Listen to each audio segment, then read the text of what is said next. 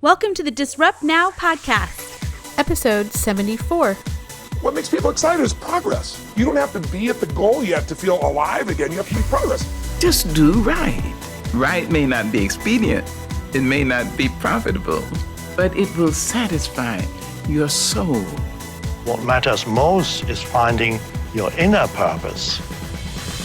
Welcome to the Disrupt Now podcast, created by Natalie Viglione. This podcast is designed to help humans embrace change, transform, and evolve. Natalie is a cycle breaker, truth seeker, a priestess and healer, teacher, and a guide. This podcast's intent is to live and breathe truth, find and connect with authentic stories, and help raise consciousness. The purpose is to heal and awaken humans, to help you live the life that you want to live, a life of freedom and purpose. This will provide you with the tools, tips, and techniques to help you embrace the fact that it's necessary to disrupt the status quo. Please join Natalie and her guests on the journey to move humanity to a much higher level of consciousness and create more mindful conversations for us to explore together. Hello, welcome back everyone to the Disrupt Now podcast. Okay, so today I have a guest who is going to just rock it with amazing wisdom, and we're just going to have a really great conversation. I'm really excited. I have Dan Mangena with me. He is I'll tell people about you first, Dan, and then let's just dive in here because your story is pretty amazing, and we need to, of course, go there first. So, as the receiver of a late and devastating diagnosis, Dream with Dan. That's who Dan is, Dream with Dan, founder. He's an expert in transforming real adversity into financial and personal opportunity. And he leads by sharing the skill that he has with entrepreneurs. So such a great fit for this podcast. And we're going to talk about this today, why he tells people to stop meditating, which clearly is not what we normally hear. So I'm excited to hear that. All right. But Dan, thank you so much. I appreciate you being here with me. Thank you so much for having me. It's I love our pre-call kind of like set the scene for some yumminess today. So I'm excited to get into it. Like, we don't have scripts, guys. Like, we just dive in, and someone like Dan that comes on, that we're like, I don't know, let's talk about everything. Okay, sweet. We're gonna just talk about all of the things. All of the things. I do want to say that the first thing that I was like, oh my God, I love it already. So you are are you still in Cancun, Mexico? Cabo, Mexico. Cabo, okay. Yeah. So he's in Mexico. And the reason that he's in Mexico is to get out of the shit crazy land of all the things. And so I am jealous that you are there. I'm sorry. No, it's cool. It's all right. But I'm not sorry. You're not sorry at all. Should have thought about that, Natalie, like 2 years ago. No, but that's first of all, that's awesome. So we definitely need to talk about that and how that all came to be. Mm-hmm. Mm-hmm. But let's go into this, the devastating diagnosis and kind of what Dream with Dan, where did this all come from? It's always these crazy traumatic things, right? Every time I get to reconnect with the journey and the story that is the journey, there's always this weird disassociation between the variations of me that have been before and the one that's kind of observing it, right? I hear that, yep. Because I look back at it and I'm like, wow, I was really into some shit. And here I am, who I am because of it. I remember February 13th, 2018, which was like, I would say when this film in the trilogy really started. So I like to say my life. I think the trilogy, the trilogy, like this, like the third film in the trilogy that I'm now. And that's when I was at this meditation retreat. Have you heard of Dr. Joe Dispenza? Oh, yeah. I was at one of his retreats. That's funny now. Like now his retreats are in like 10 minutes with like 2,000 people. I'm from old school where there was like 300-400 people and we got to anyway. It was like an experience, right? Yeah. I've heard of those days.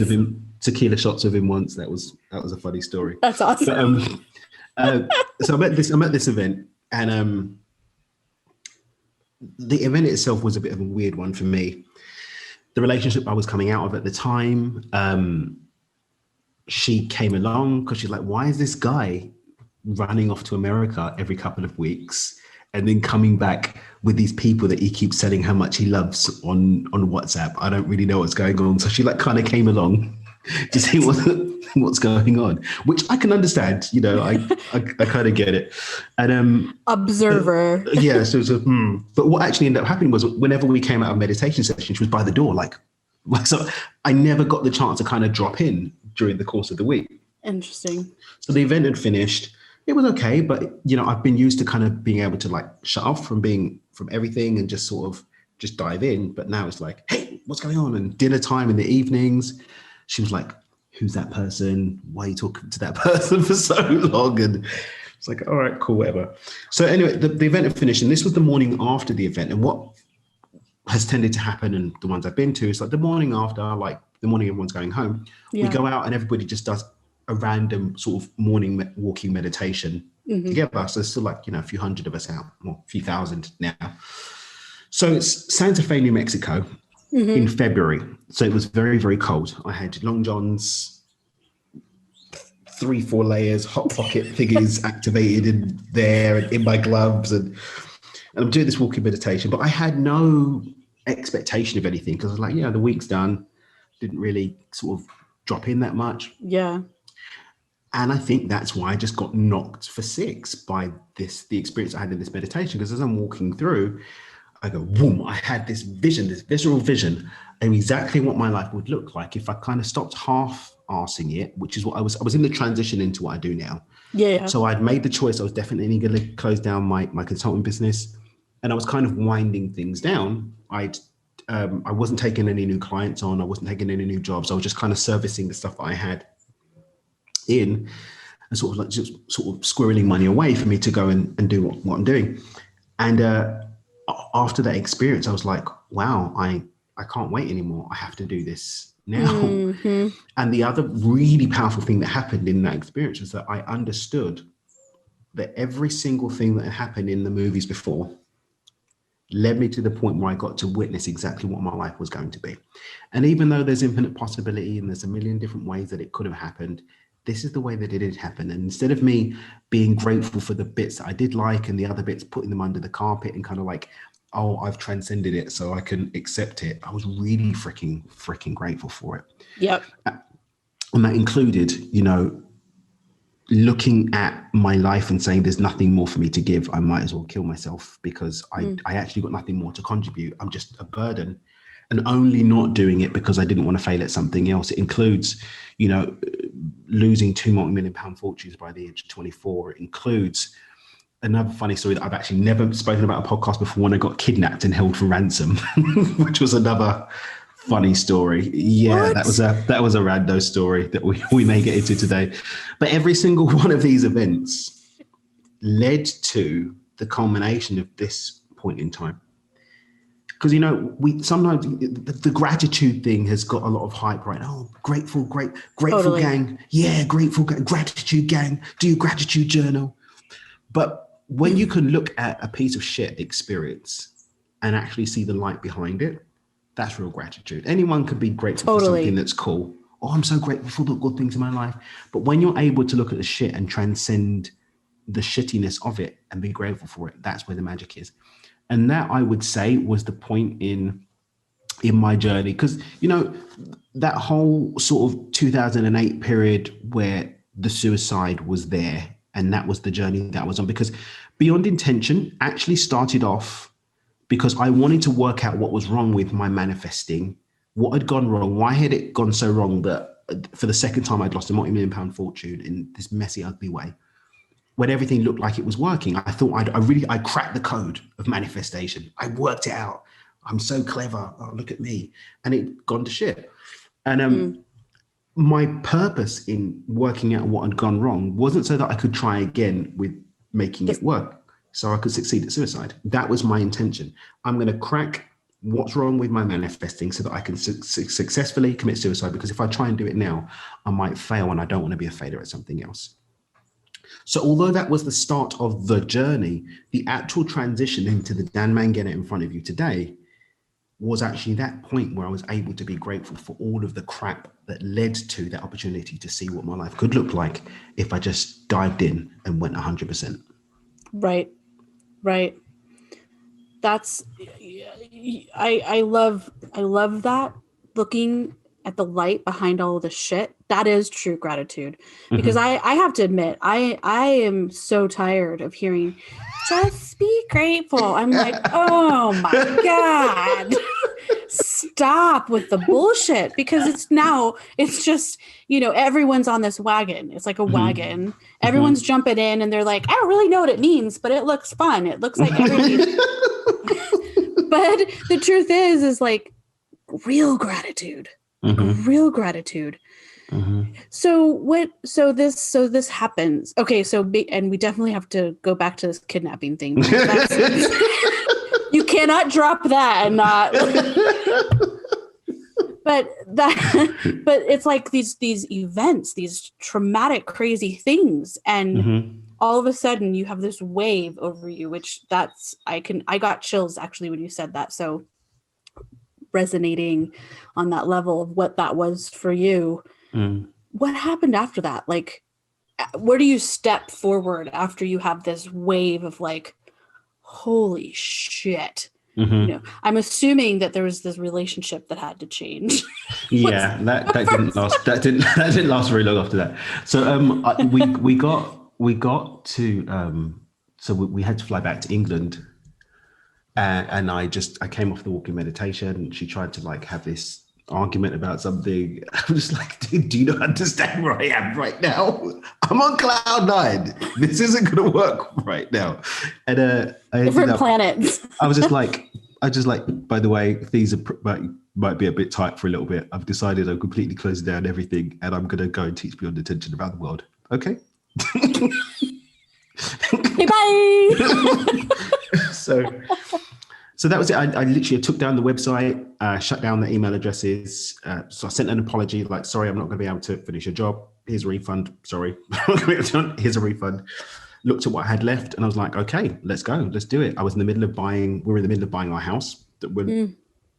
A house just outside London in the suburbs. Pulled out of that. They weren't very happy. Sorry, bro. Oops. And then literally packed up within a very short period of time, and packed up the house, sold random bits of furniture. I think she was selling some of the furniture.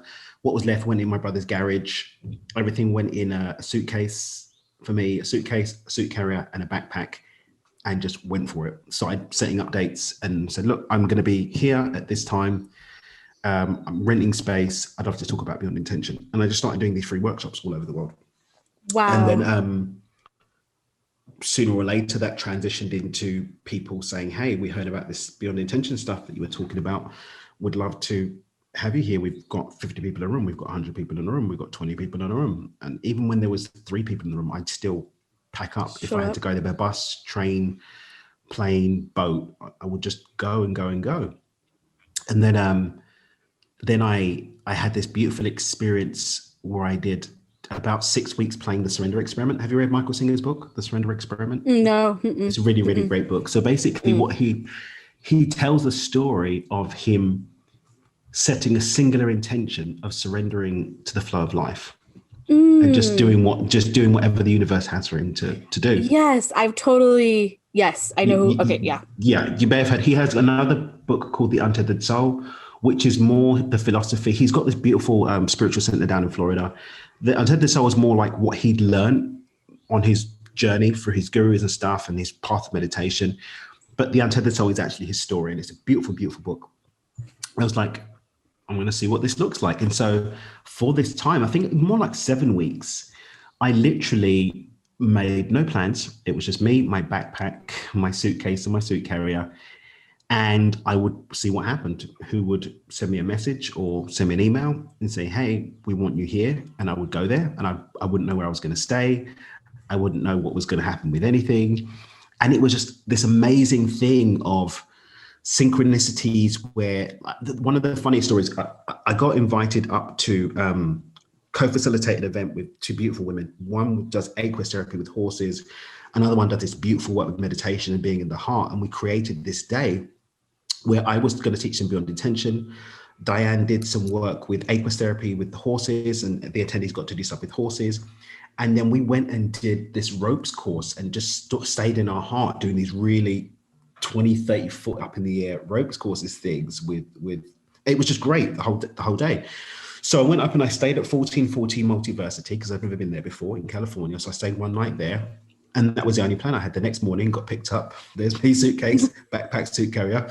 Went to the event location, and I had no freaking idea where I was going to be staying that day. All I know is that a week later, some friends had invited me up to Sonoma County to hang out with them for the weekend.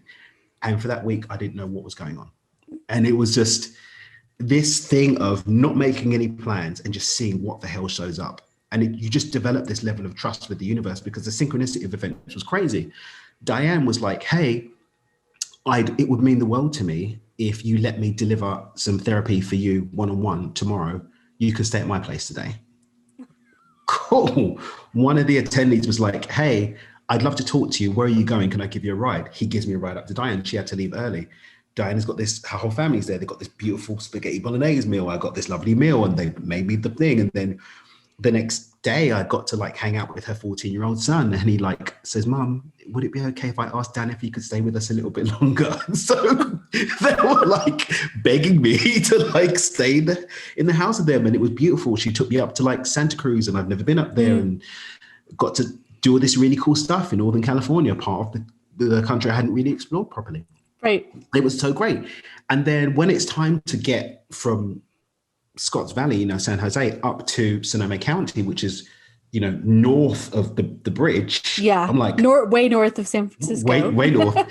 And I'm from England, where you can drive from one side to the other in 2 hours, and there's trains that go everywhere. So I was just like, I'm just going to take a train. And she's like, you can't just take trains. That's not how it goes here. They don't do that in the US. They don't do that. So I was like, okay, I guess we're going to see what the universe has up. So anyway, the day that I was set for me to go, I still had no plan, no idea how the hell I'm going to get there. Her friend from Marin County calls and says, Diane, really need to see you. Can you pop up to Marin and come and see me? So I get a ride all the way north.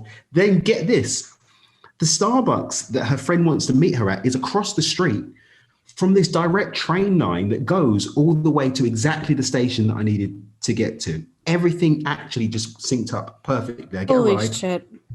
Get on the train.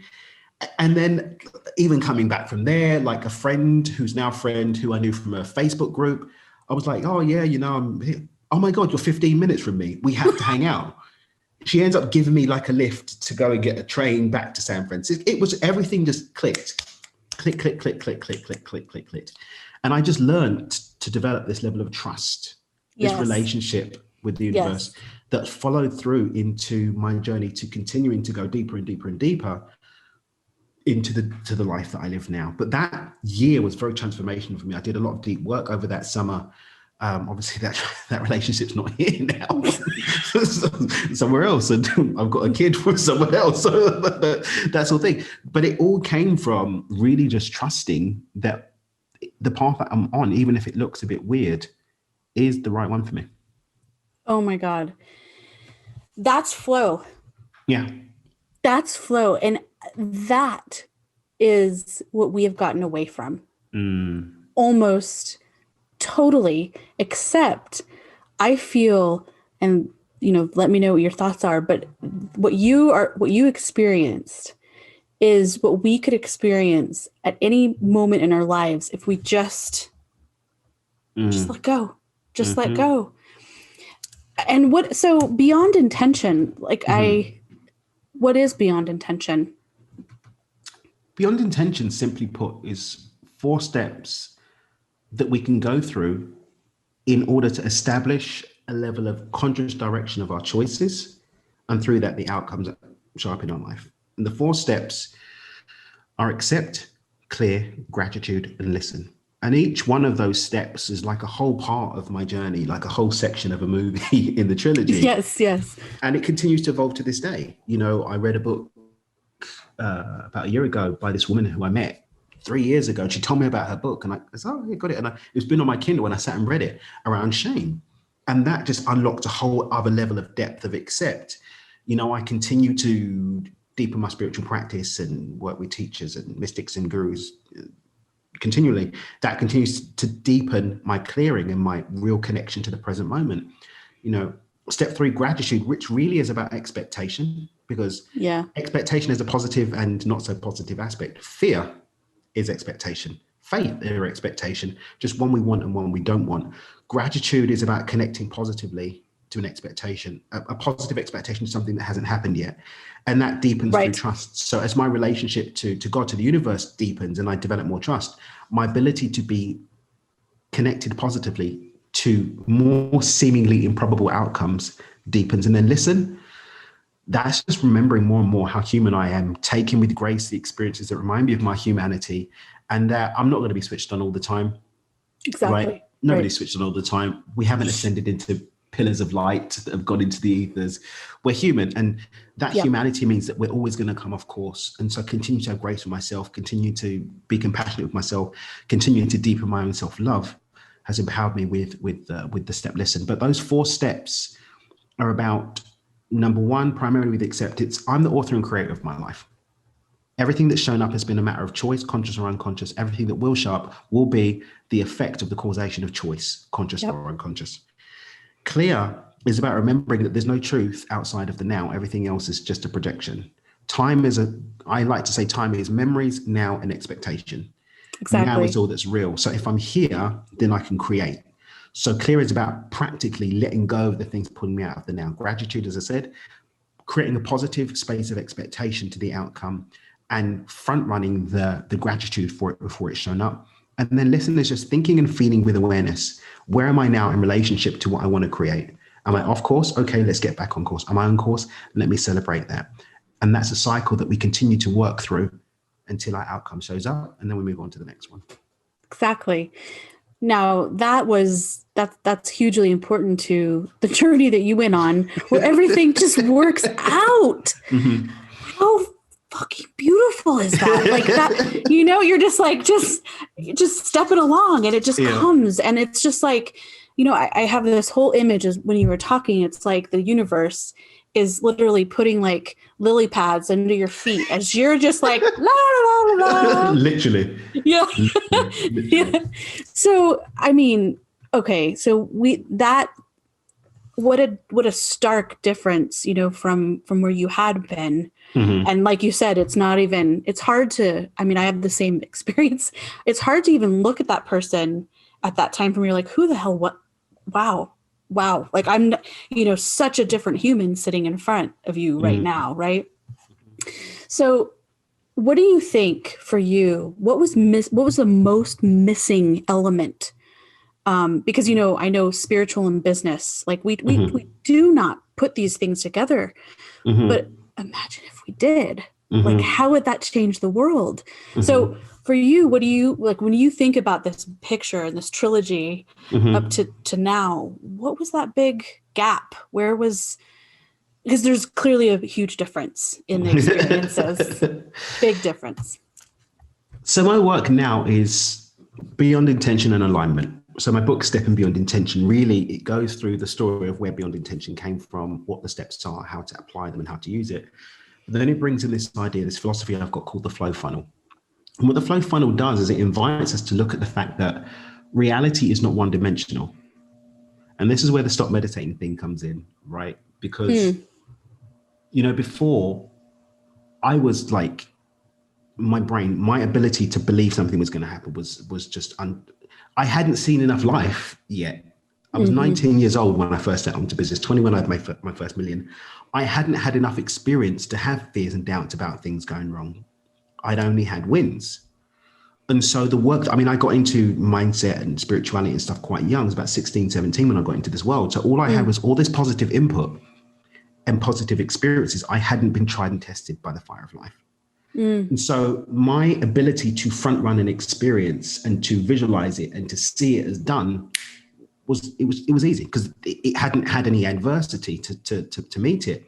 So I was very much there. The spiritual side of it, emotionally, I hadn't been tried and tested at all. Interesting. And so the ability for that symbiotic relationship between how I feel and how I think to be led by my mind, especially, it took me till I was 27 to be diagnosed with Asperger's, but I am primarily head driven. That's just what my wiring is. And so that symbiotic relationship was running uninterrupted.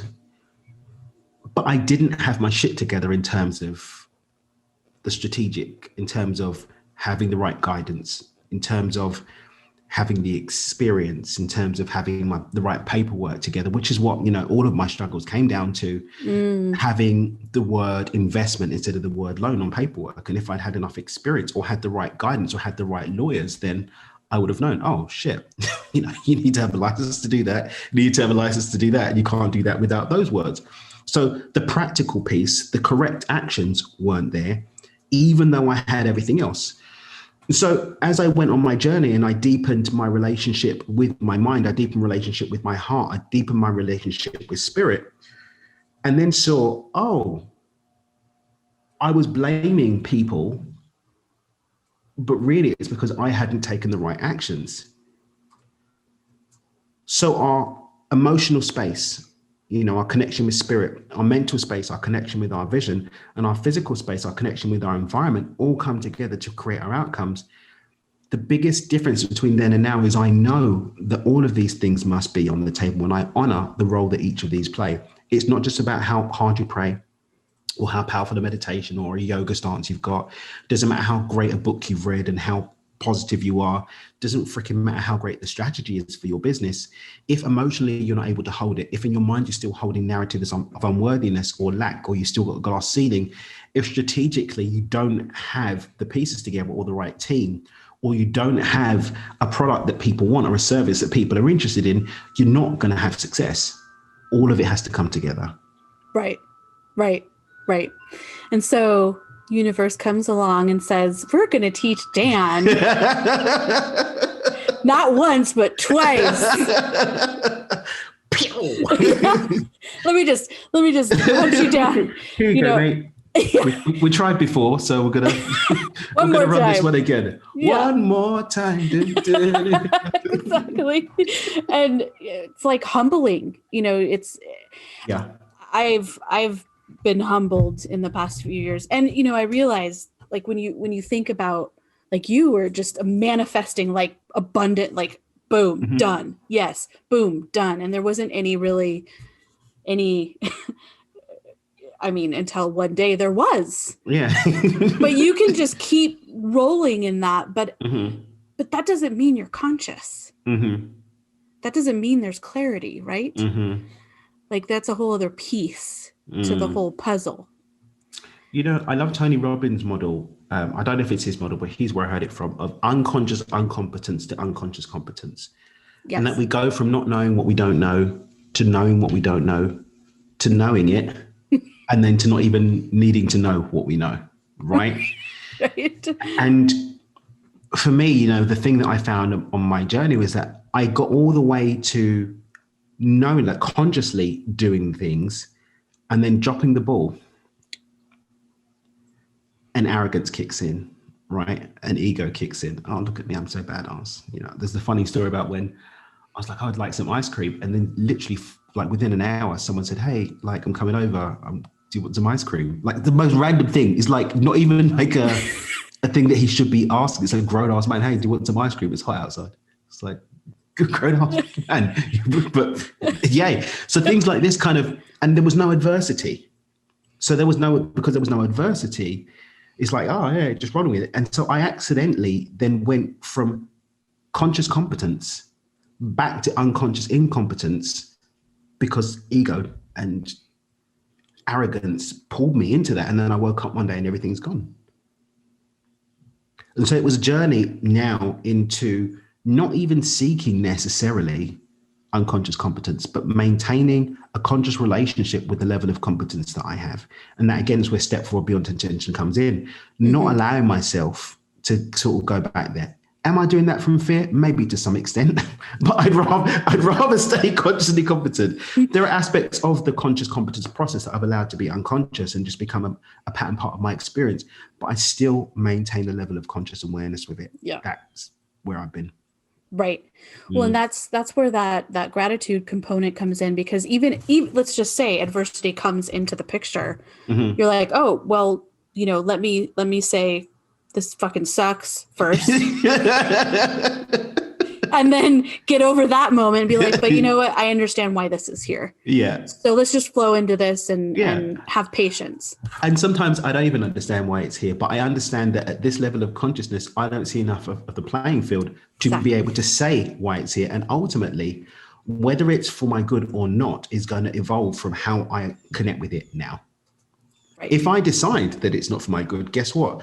The universe is not a tyrant. It will give me shit on the shit. But if I'm prepared to trust, pardon me, that there may be something beautiful on the other side of this that actually connects me to the possibilities where there is something pleasant on the other side of it. And I think when we come down to, transmuting things, and we come back to like, oh, everything's working out for me. Yeah, but you didn't actually set that intention, bro. So it's not working out for you. Like, this is actually shit. We need to make a change. Right. Or, even down to the whole surrender thing. I didn't surrender blindly, because whether we like it or not, there is always an instruction being given to the universe as to what our reality is going to be, whether consciously or unconsciously. Me simply consciously saying I surrender, but then actually not setting a conscious intention means I'm going to revert to my unconscious default. And if my unconscious default was what I wanted, I wouldn't need to set an intention in the first place, right? Exactly. So people end up getting down the line and realizing, shit, like this isn't what I want. Then they start blaming the process when actually it knows that you didn't actually step fully into the process and step in consciously to choosing what you want to experience. So surrender has a call to be preceded by intention, unless unconsciously your program's operating at what you want anyway, in which case have at it. And that does happen for some people. It does. Yep. But for many who are coming into this kind of work because their business isn't doing the numbers that it needs to be doing, that they're not in the relationship that they deserve, that their health isn't where they want it to be, right? That they're not in a space of joy, then we need to consider that an intention needs to be brought in to disrupt that pattern and actually create something that we do want in our life. Right. And also getting to the place of where, we place these grand expectations about a specific thing, and often it's tied to some bullshit materialistic thing, right? Which, I'm sorry, that is not intent. Like, that's not an intention, Let's be real, right? But, it's also the universe can give us what we need, not what we want in our brain. And it all depends on what our relationship is with it. Because again, God, the universe is not a tyrant. We have free will. Exactly. So we can't have free will and we get overridden completely. We're always going to get the reflection of who we are, which is our choice. We're grown-ups, right? We can't keep blaming mummy and daddy for how we've turned out. We have the choice, the opportunity to do something different. And at the end of the day, everything that we receive is going to be a reflection of who we are. Yes. Now, if who we are is that all we're worthy of is our need and not our desires, or if who we are is, so for example, with me, I actually say the prayer every morning, I'm manifesting only that which is my highest and greatest good, not my will, but thy will be done. I actually claim that. Right. I claim it. If we haven't claimed it, then you're just going to get what's in the unconscious, and that may serve you, it may not. I'd rather not play that roulette, right? No, Russian gambling kind of sucks. Yeah, I'm not going to do the Russian roulette. I'd rather have a conscious relationship with what I'm creating.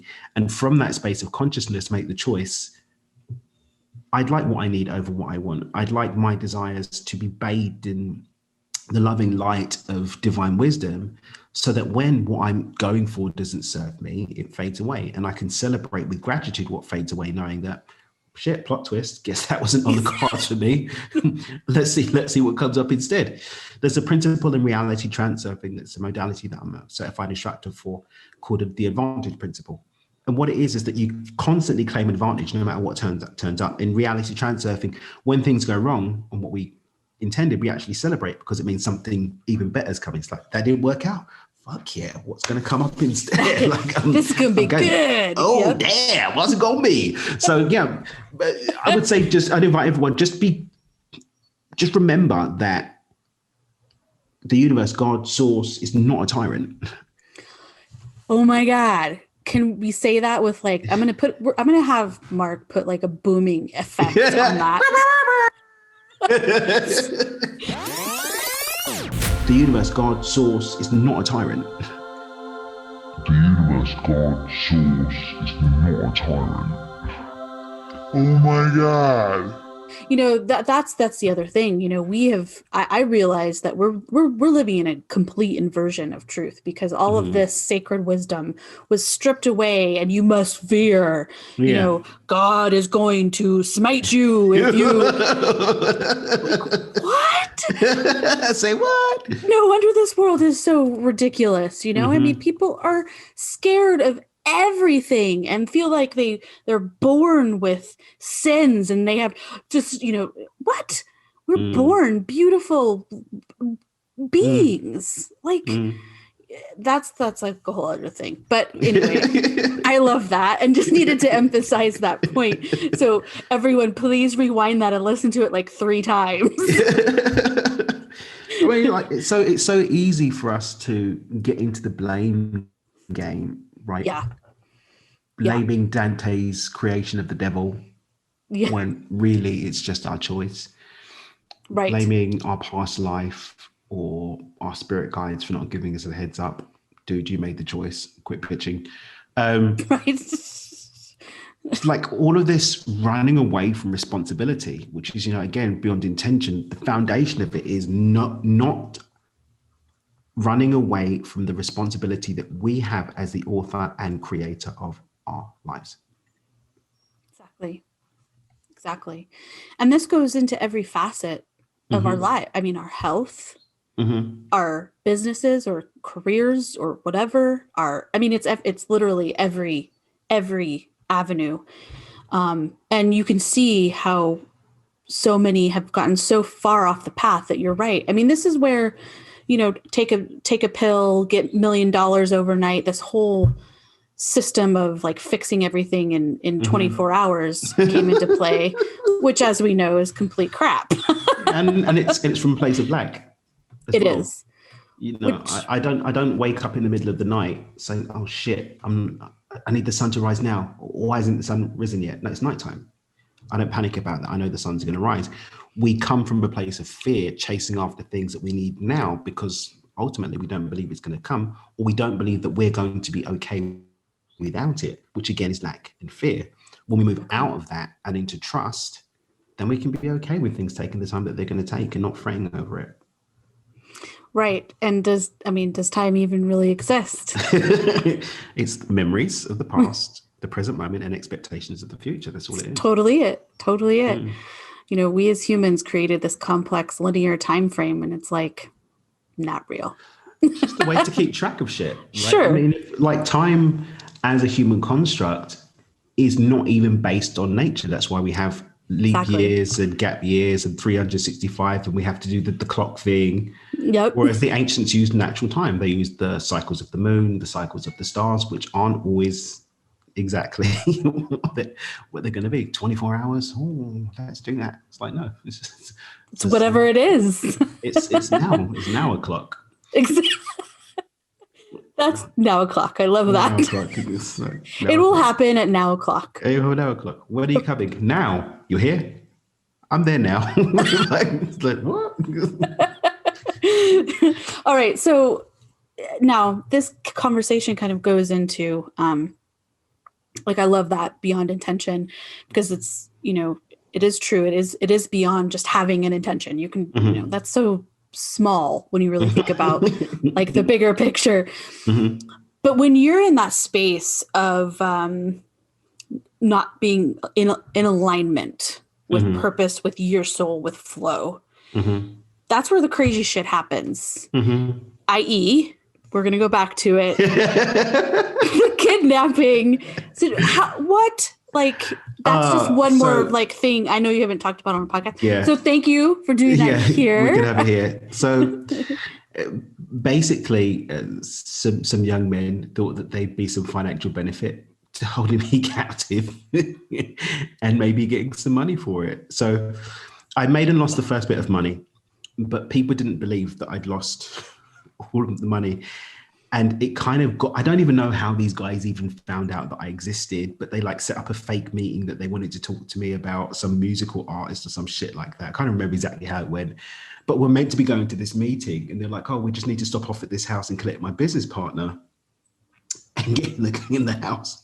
And I got bagged and tied up and like, they turned on an oven because of an iron, because the plan was basically to put hot iron on my skin until I told them who to call to give them money for me. But the really funny thing was, and this is why I know that I'm divinely protected, that one of them had showed off about it to someone who'd laughed about it with someone who laughed about someone who knew me. Yeah.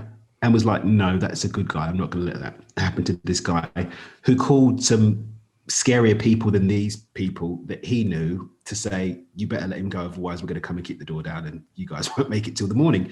So basically, they then basically put me in the back of a car, drove me to, I think it was Willesden or somewhere. I got dropped off. They basically kicked me out of the car and left me with 20 quid to get home. And that was it. And I've never seen them since that day. So, yeah, that was it. That's insane. That's insane. You're right. Movie. It's a movie. It's like a movie. And I remember like feeling so badass. They were like, who are you gonna call to like pay money for you? I was like, I think you might as well just kill me now, because if you don't, then this probably isn't going to work. I like started pretending that I was in a movie, like really going into like, I better not be scared here. This is funny to like be like, oh, like Griff Gruff. That didn't really do anything. They weren't scared of me. They probably knew that I'm not a scary guy. But yeah, thankfully, I think because it was really weird. So a friend of mine, Mary Helen Hensley, she's written some books about near-death experiences. And she says, I've actually got the double heart center that people have had near-death experiences have got. But I think it was this, because I was really like, oh shit, well. And this is when, having Asperger's is really great because I don't have the wiring to go into this emotional turmoil. I just click straight into what are the ones and zeros of the situation. Either I'm going to make it out or I'm not. I'm not going to bring someone else into this situation. So I'm going to have to speak my way out of it, basically make them think twice about it, or I'm going to be dead. So these are the outcomes. All I can do is this and give it a try. So I wasn't in a space of fear. Right. It wasn't I wasn't like, oh, this is pleasant, blah, blah, blah, blah. But I wasn't in a space of fear around it. But because I wasn't in a space of fear about it, I think I created an outcome. I aligned with an outcome that wasn't fear-led. Exactly. Right. So, the weird manifestation of this series of Chinese whispers of me being held captive got back to somebody that knew me. And it's like, no. And called some mate that he knew from school that happened to be from the same area of these people or some shit or other. I don't even know how it all worked. But basically all I know is they got a phone call that said, you better fucking let him go now, or we're coming for you. And they're like, oh, you're lucky that you got friends, blah, blah, blah. Like, da, da, da. You're like, do I? I was like, I have angels. I definitely have angels. Yes. And then I just got sort of dropped in the middle of nowhere with like, say, 20 quid. So I got a kebab and I got on the tube and I went home. I can't even imagine you get the space after that thinking you're in the tube going, what? And again, like it was a good 5 or 6 years later before I was diagnosed with Asperger's, maybe more. So I didn't even really comprehend why I was able to be okay mentally and emotionally in that situation. It's just I don't have the natural click wires. There has to be everything for me with Asperger's. It has to go through this process of analysis before there can be a response. And generally speaking, when you go through the process of analysis, then you can kind of deal with something without the emotional thing kicking in without. So it's like, okay, well, we're free of that. Thank you. Bit hungry. Kebab looks good. Jubilee line will get me down to Stratford and we'll see what we're going from there. And that was it, you know. But it was fascinating because I think even when I came down to like the whole thing of looking at suicide, I think, again, just thinking about it now, I've never really thought about it, is that my relationship to the great beyond has never been fear driven, you know? Right. If something illogically makes sense, cool. If there's a statistical likelihood of probability of something going the wrong way, cool. But if the thing's kind of neutral, then I'm like, oh, okay, cool. It's going to be this or that. There's nothing I can really do about it. And not getting in this mix. And that creates this space where we can start to, now that I'm more practiced with it, choose what I want from it. Right. Okay, this is the lay of the land. Right. From here, where do I want to go? Right. Which is very different than what I see very often is the choice to, the what ifs always go down the negative path. Mm-hmm. I honestly, I hear it constantly, and I'm like, whoa. Why? I mean, what about all the what ifs on this light side? There are some positive possibilities. What are positive possibilities? And you have to say it like that because positive possibilities. Yes. this demands definitely a silly voice. Doesn't work without it. Yeah, no, it doesn't. Obviously, but it's kind of like your shirt says, which I love, by the way. Dream with your eyes open. Yeah, it's catchphrase. Right? Love it. It's true. It's true because that's where.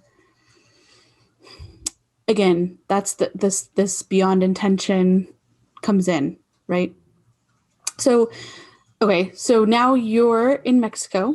You're in a completely different relationship. You have a little one, and things are very different. So, you've obviously kept in this flow state, and so, what would be some things that you would tell people? Like, first off. Well, stop meditating, I guess, is one of them, right? So let's just cover that one because we just did. Yeah. If a car is moving, it can stop, right? Yes. If the car has not started, can it be given the instruction to stop? No. What use is pressing the brakes on a car that's not in motion? Not so much any use. So stop meditating don't meditate. It's bring meditation into your experience and recognize it's time to stop that and deal with the rest of it. It's really a call to alignment, a call to not, where is my successful business? I put that I have $1 million business on my vision board.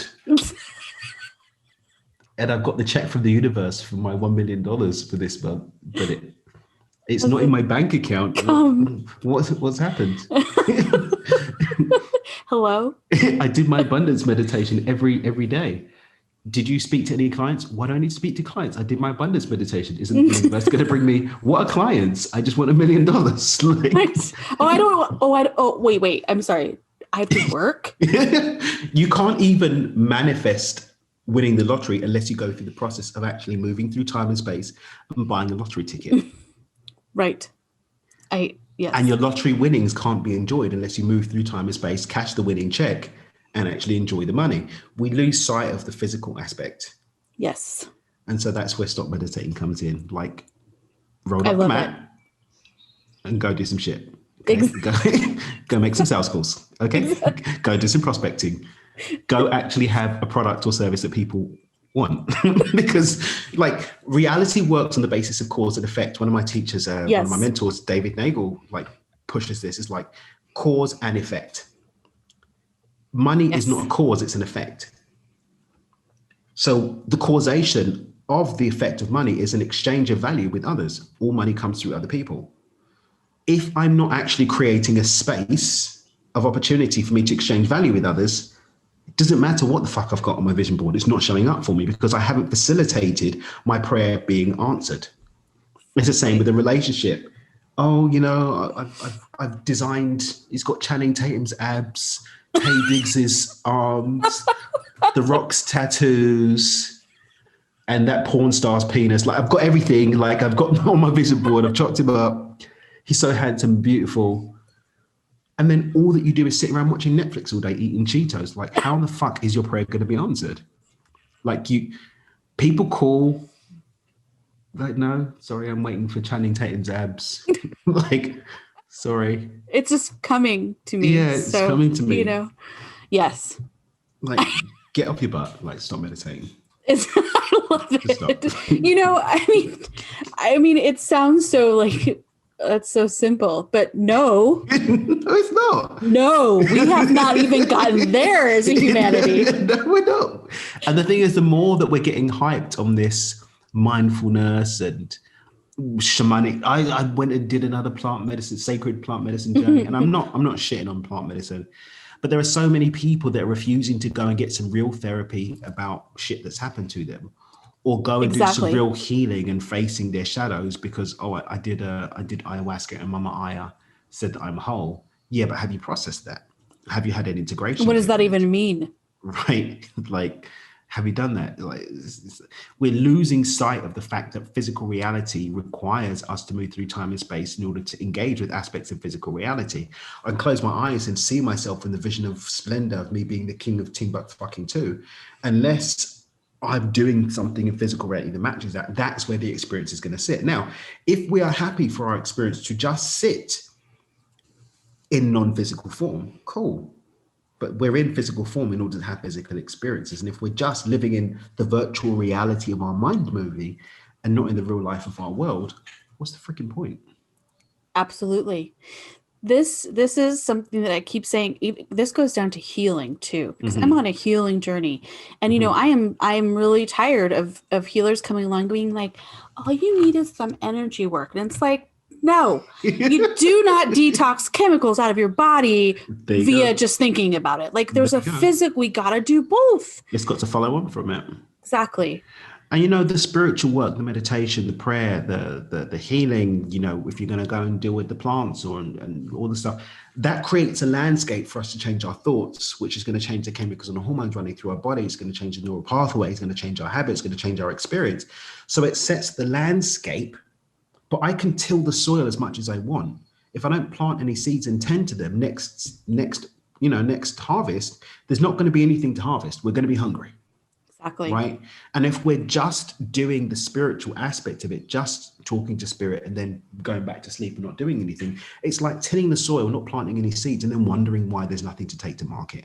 And that's what we're doing in our business, in our relationships, in our own personal healing journey, right? In our access to connecting with our purpose. I read this great book by Simon Sinek, Find Your Why. Okay, what have you done with it? I read the book. Okay, then I put something on my vision board that I found. Like, then I went and did some bufo, and the my ancestors connected and guides connected through the medicine, and I see it. But what have you fucking done about it? What?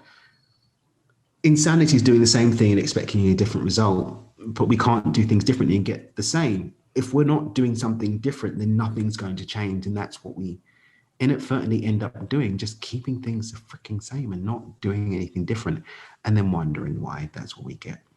Exactly. Exactly. Again, sounds so simple, but it's just, so I think the message here is get off your ass. Yeah, that's it. That's pretty much. Get off your ass and know where you're going. Yes. Right. I mean, yeah, but it's just something else you said is a huge point to this. It's taking responsibility that we are creating. You know, I've recently stumbled upon I love looking at, you know, etymology and words and kind of where they came from, and that like words and spelling is like magic and incantations and our words, our thoughts, they're actual magic. What if we knew that when we were born? I think we'd probably step out a little different. It's like, if we only knew, like you said, that the incantations that were being weaved within ourselves and within our world with every word that we spoke vocally and in our minds, we'd probably be a bit more mindful. Whew, it would be different. I mean, Mm. I think about myself in my 20s, and there were some things in there. I'm like, oh, probably would have said that different. What an asshole. We're constantly making a choice of disrupting the current pattern or reinforcing it with the words that we're speaking. Right. Because the words that we're speaking are reflection. Because it's not even the words themselves, it's the energy behind it. I could say, fucking hate you. Exactly. You're like, ah. But it's not hate energy. Exactly. Words are the medium of communication of energy, communication of vibration. You know, if we were mindful of that and that we can use that to generate vibration as well as to communicate it, and that as we're doing that, we're actually creating that landscape, prepping that soil for us to plant seeds in. And then we went out envisioning what we want to create and then taking action of putting that seed in the freaking soil. Different world. Yeah. Different world. I really think and see, this is why your work is so imperative. I think we're in a stage of humanity where this is required. We're moving into a requirement phase of getting back to this ancient, sacred wisdom that was totally lost, but we have found, and now we can till our soil the right way. And, and it's listening to that and, you know, getting in the action seat, sitting in that seat and realizing we are powerful. I mean, think of how powerful you are in what you've stepping into flow. And it's funny. It's like we think of power with force, but power is flow. Your story, that's beautiful. I mean, I want everyone to take away from this episode that, you know, it's great to plan. It's great to have the intentions and blah, blah, blah, blah, blah. But sometimes you just have to step into that trust. The plans, all the greatest plans are for naught if we don't trust that they're going to be executed for our highest and greatest good. Right. You know, it's that wholeness coming back to, for me, the difference between what worked and what didn't work was remembering the holistic nature of ourselves and of our world and of our reality. One doesn't work without the other. The intention without the flow and the flow without the intention of it's a cake with no eggs or no flour. It just doesn't look interesting, but it's not very good. Right. It's just kind of a soupy mess, you know? Soupy mess. Like, what is this? It's a cake. Where are the eggs? But there's flour. Just sniff it if you want. I don't know. I don't think this is a cake, bro. Okay. Scarface the cake. Scarface cake. God. I don't know. That's the image that just popped in my I just brain. saw it as well. Yeah. It's funny, isn't it? Say hello to my little cake. Exactly. Okay, no one should sniff flour. Just I don't flour. think you should. No. Yeah. Don't do that. Dan, you're awesome. This has been a beautiful conversation. Thank you so much for having me. How do people find you, work with you, do whatever they need to do with your wisdom? Everything's at dreamwithdan.com. Dreamwithdan.com is like the portal. I've got my Do It With Dan podcast, which I definitely need to get you back on, get you on the Do It With Dan podcast. Done. All my social media links are there. We've got a free resources page. If I'm doing I love to do free masterclasses and web classes every now and then. And they are actually free web classes, not 15 minutes of me sharing some wisdom and then an hour of me bullying you into buying some bullshit. Oh, wait. Actually marketing with concern and care? What? You're crazy. I just actually gonna teach you some shit. That's dreamwithdan.com. Easy to remember, easy to sort of find your way around. The books are on there. Everything's on there. Sweet. Okay. You guys, I love this so much because I love this action. I'm all about action, it's maybe the warrior spirit. I don't know, but action, we got to do this and we got to do this now. And action is flow. So, don't worry, right? Like, no one's going to come down and smite you. No? Well, Okay. I say that, but wouldn't that be ridiculous? Exactly. No, but that's not real. That's not real, Yeah, guys. it's not real. We're not real. No. Like, exactly. Well, thank you, Dan. This was Thank you for having awesome. me. I appreciate you sharing your wisdom. And again, dreamwithdan.com, and you can find him on, all the socials as well. So thank you. And we should probably have you back because this was awesome. Pleasure to be here anytime. Cool. Thank you for listening to today's episode. And please, in the meantime, if you know anyone or you want to pitch your story, please get in touch with us at disruptnowprogram.com, or you can get in touch with me on Instagram at disruptwithnatalie. Of course, all the information is on our website. Again, thank you. And in the meantime, remember, no status quo.